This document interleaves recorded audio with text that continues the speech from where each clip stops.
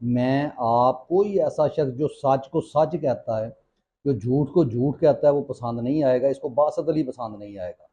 इसको हर वो शख्स इमरान रियाज खान पसंद नहीं आएगा जो सच्चाई का लंबरदार है। इमरान खान पसंद नहीं आएगा। इनको सवाए झूठों के, यानी आप ये सिंपली बताएं बात, यानी खबरें क्या करनी है, सारी खबरें इसी बातों में आ जाएंगी। मोहसिन नकवी साहब जो जनाब इस वक्त जो क्या कहते हैं, उनकी ना शक्ल है ना उनकी अकल है, शर्म नाम की उस शख्स के पास कोई चीज़ नहीं है। और वो शख्स जिस ढिठाई के साथ आपके मुल्क का पहले वजीर आला रहा, फिर उसके बाद जो है वो क्रिकेट का चेयरमैन बना दिया गया, और क्या उसकी क्वालिफिकेशन है, सिंपली ये क्वालिफिकेशन, पूरी कौम 25 करोड़ अवाम जो है वो जनाब बेबस है।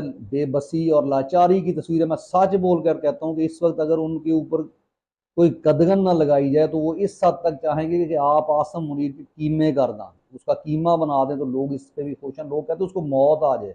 लोग